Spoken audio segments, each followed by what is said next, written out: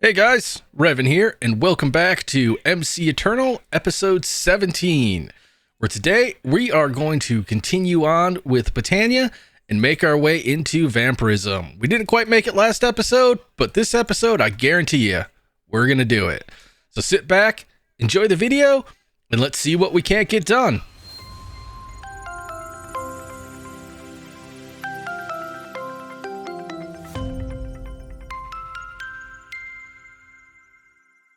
All right, so let's see about completing some of these runes here.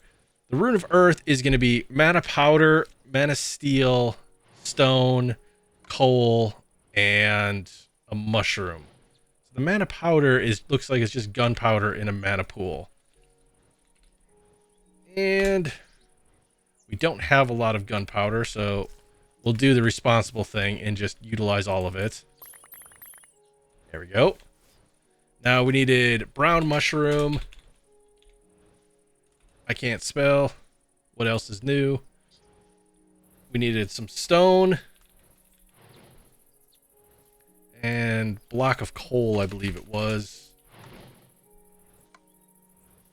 And what was the last thing? Oh yeah, the mana steel. So this, I believe, is you actually have to right click it in. So we'll just click each one of these guys in. And where is our... Oh, we already got that. So we have our stone, our mana steel, our mana powder, and what was the last thing that we needed? Oh yeah, the brown mushrooms.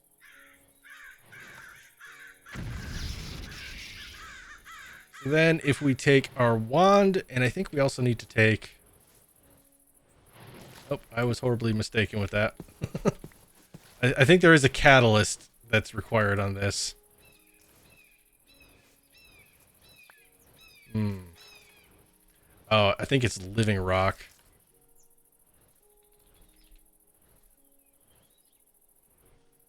Or watch me be wrong and there is no catalyst. Yep. Living rock. Have to click that on and use our wand. There we go. So now we have 2 runes of earth. So let's do that a few more times with this. Let me clear up some inventory space here. Things are getting a little bit out of hand.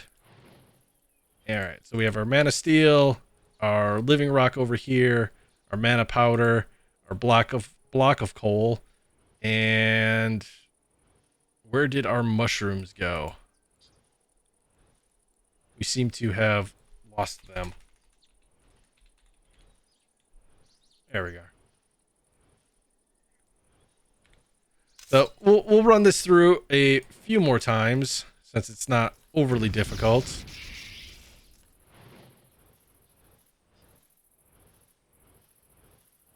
Now we just have to wait for the mana to refill.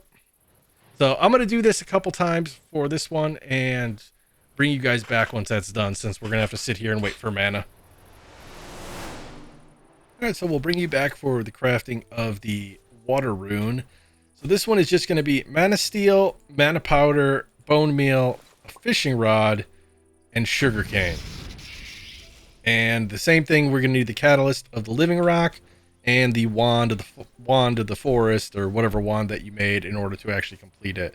So as you can see, when you're looking at the altar itself, it shows you what's actually in there along with what is going to be output, and there's a little timer on it. That's why it's kind of like dulling out there.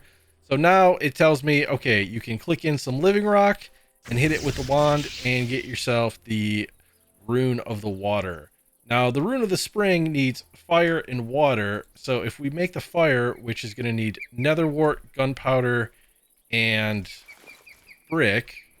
So see, we should have some nether wart, some nether brick, and I believe we used all of our gunpowder, didn't we? We did.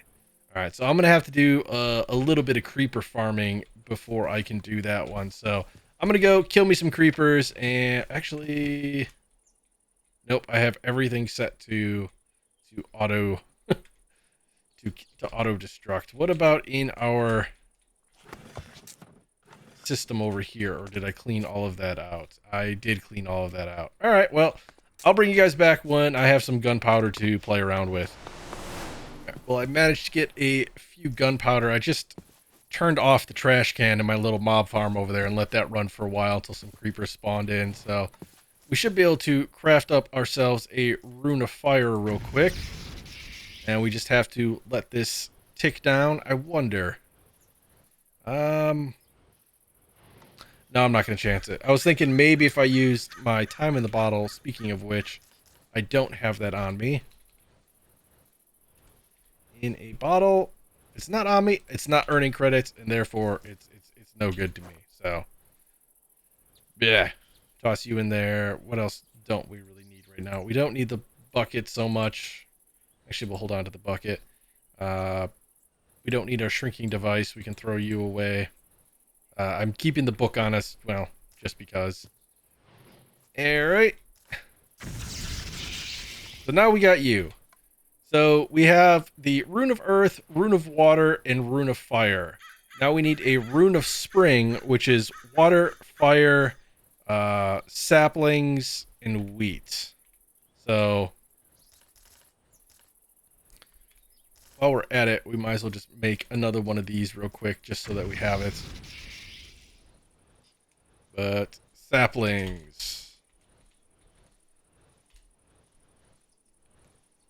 1, 2, 3. And we should have a little bit of wheat left. Normally, I don't keep a very big stockpile of wheat just because I'm constantly turning it into baguettes, because I may have an issue with baguettes. But, alright, are you ready to? You are. Click you on. Toss you over. Oh, yeah, and I did build another one of the Endo Flame Towers over here, so we're producing twice as much mana, so it's a start. Alright, well, let's toss you on. 3. What does it say? Oh, yeah, and we need a Rune of Fire and a Rune of Water. Alright, so I messed something up here. Alright, so we have wheat, we have saplings, we have Rune of Fire, and we have Rune of Water. Oh, we don't need the...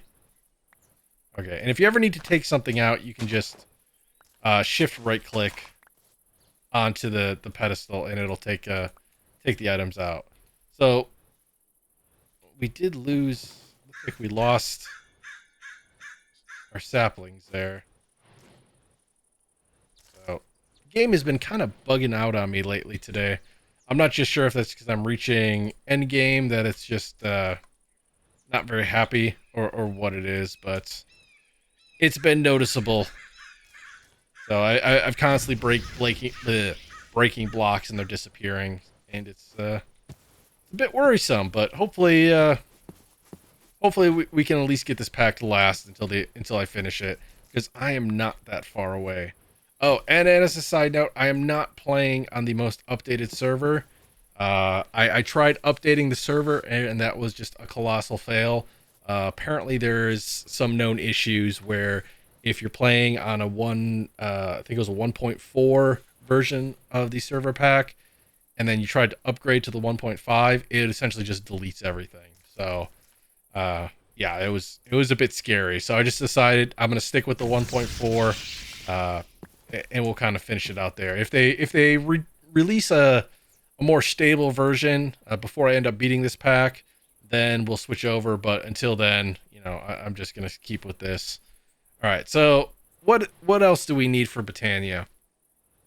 All right. So whatever this flower is, agricarnation. Okay. So something that probably does something with something. Knowledge. It's half the battle. All right. So we're gonna need 2 lime, a green, a yellow. Alright. So let's toss you back. You back. I'm going to regret having tossed back that gunpowder. I know I am, but... Meh. I'll toss you back. Alright. So if we take lime, do we have any lime? doesn't look like we actually have lime petals. And I can't make it from the dust. Alright. So I'm gonna have to fly around and look for some lime. So bear with me, guys. I'm gonna go on another little walkabout here trying to find some lime petals, and then I'll bring us back. Alright, so that was a bit of a journey there. So apparently the lime flowers only grow in the twilight forest. So I've been flying around here for quite some time, and those are the first ones I found. Also looking for some yellow, because I'm not 100% sure I have yellow at home.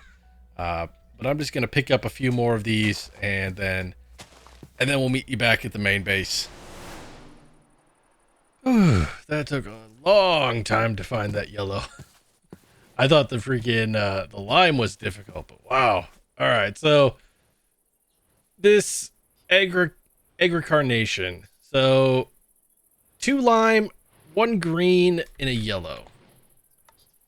So actually, let me just verify that I'm making it. Yep, I am making it in the correct thing.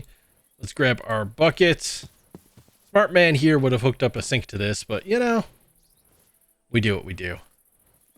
So 2 lime, 1 yellow, 1 green, 1 of the redstone roots, and flowers. All right. So the agricarnation, right? So this is an interesting little flower. So if I were to put this down and supply it with mana, essentially what it'll do is it will increase the tick speed of everything around it. So like if I were to put this here and then take our wand, actually let's just put you right here for now. And then we'll say we want mana going into that. So what that should do is should speed up all of these endo flames around it. Not by too horrible much, but it'll increase the tick limit of everything around it. And that should get them to eat coal more and produce more mana. The problem is I don't know how much mana that's going to suck up. So I don't know if that's going to, you know, take up more mana than what we're making or whatnot. So I am actually just going to take it off just to be safe. And then we'll link our mana pool with our spreader. Nope. Mana spreader, you go here. There we go. And if we look at our quest lines, we have now finished Botania. So this pack has just earned a whole lot of bonus points in my opinion. Mainly because of the fact that it's not making me go all the way through Botania and doing every single quest like a lot of packs seem to. I know I touched on it before, but you know, for me, I like being introduced to mods.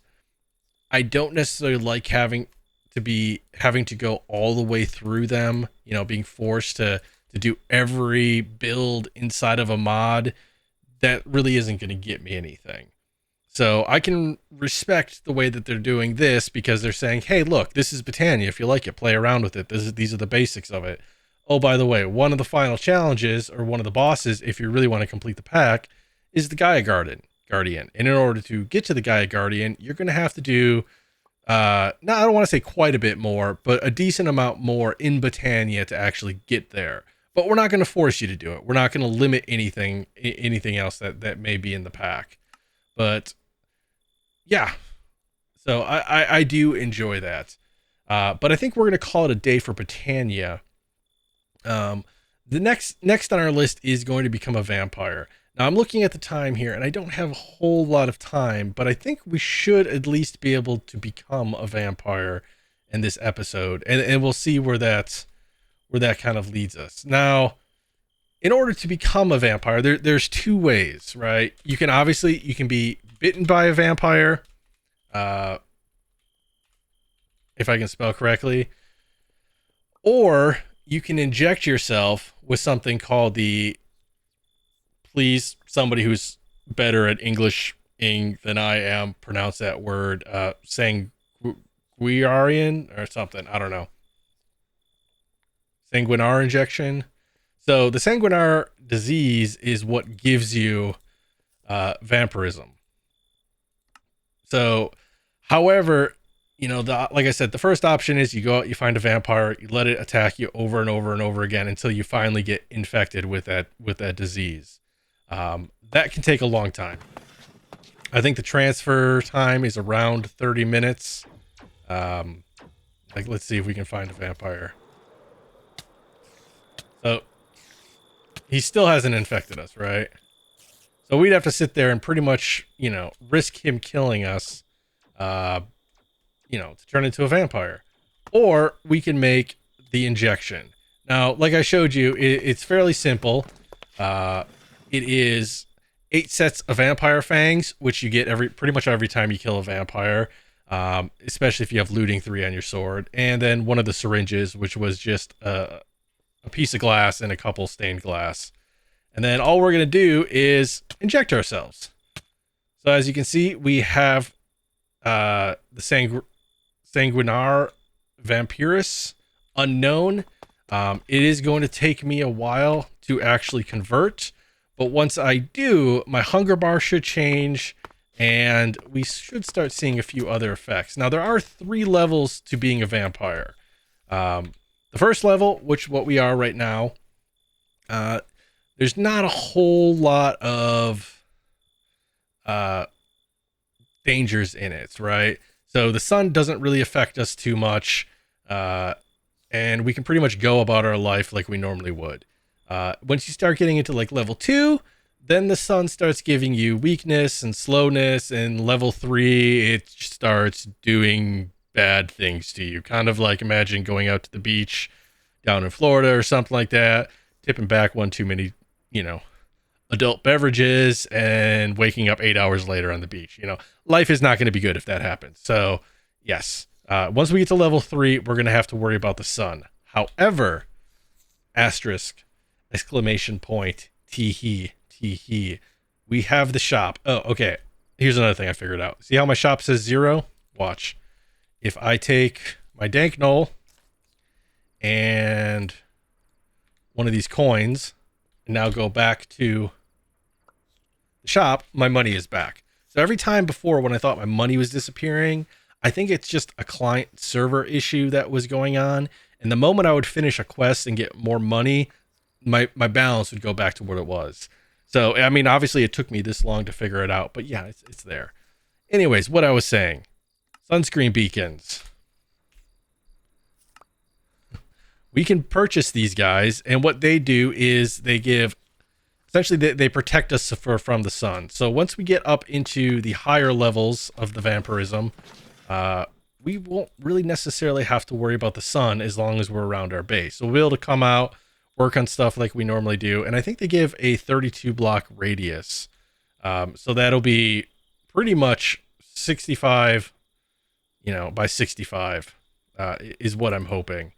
Because technically radius is supposed to be from a center of a circle out, so 32 in that direction, 32 in that direction, 64, 1 in the center, 65. Anyways, you know what I'm saying. So we are now vampire.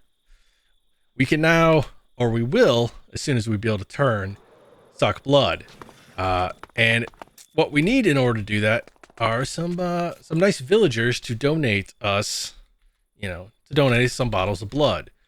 And so we're going to actually have to go around and find villagers, suck the blood from them, their life force.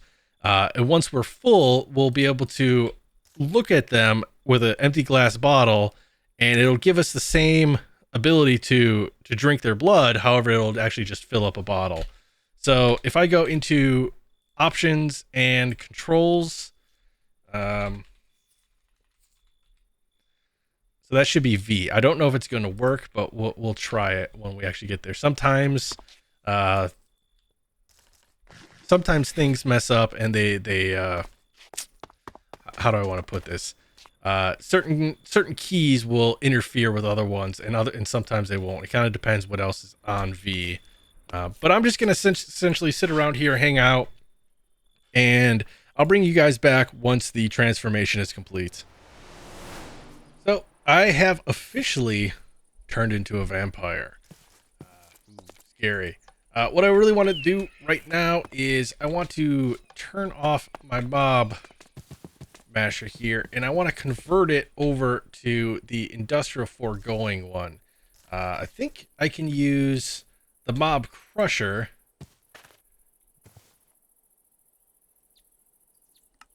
That just got eaten. Son of a... Alright, well, like I was saying, mob crusher, it's a good thing. It's the easy thing to make, so let's just make that up real quick. Alright, so we got the mob crusher. We're going to need an iron sword, a couple books. Let's see, do we have any? We'll just make one of these just in case. A couple gold gears. And mob crusher. Alright. And you suck. You suck at life. So what we're going to do is we are just going to... Ooh. Turn off our fan real quick.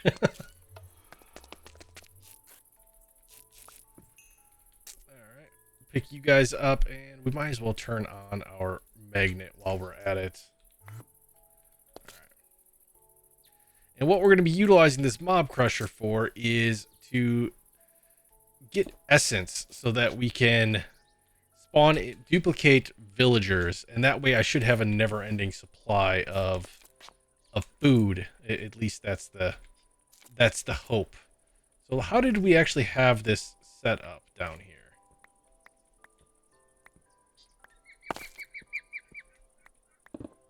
So we don't actually have any power going to it, but that's not too bad of a thing. We can just grab ourselves a point. Point. Where are you?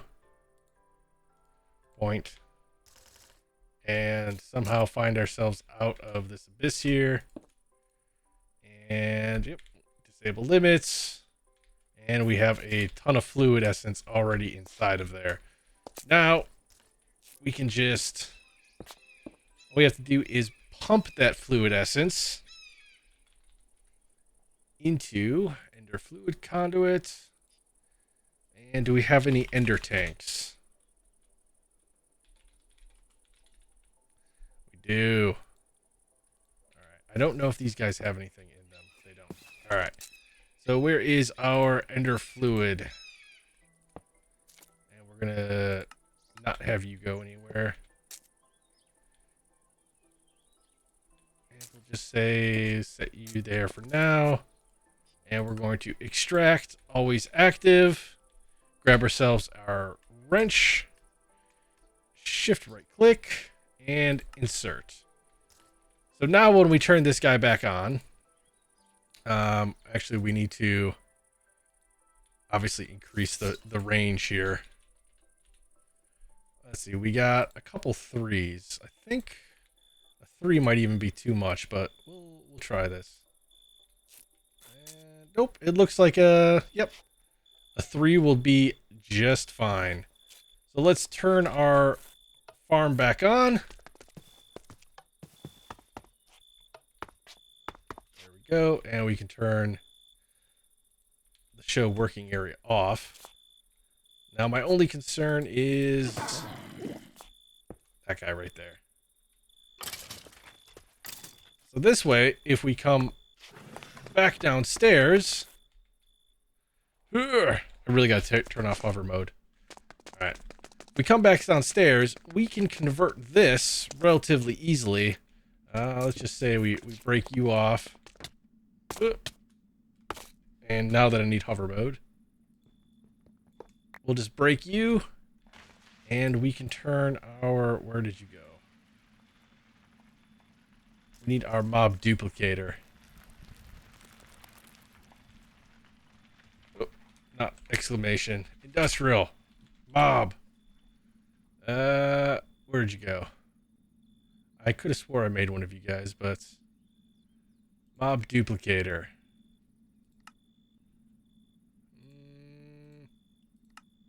I know I'm going to find one of these things laying around and just be like, I knew I made one! Toss you up, and we don't really care if they get warped anywhere, so we're not going to be too concerned about that. And so we just need to be able to feed this.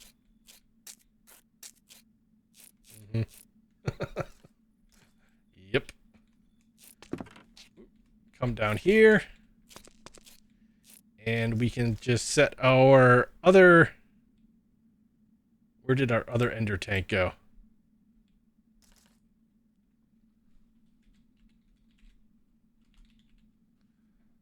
I know I had 2 of these guys, and now I do not. All right, well, let me get this stuff set up, and then I'll show you what it looks like when it's done. Because I am apparently losing stuff that I'm not supposed to be. All right, well, after a little bit of tinkering around, I did get this set up. I have my essence in my ender tank right here being extracted and tossed into the mob duplicator, along with the villager and the mob imprisonment tool. Just a small range add-on to make sure that it goes up there. We have our flux point over in the back, and then we just have a simple lever up here going into a redstone conduit saying, I want to input on red, and I want to output over here on red with a strong signal strength. And then our mob duplicator is really just set up to be active with a redstone signal.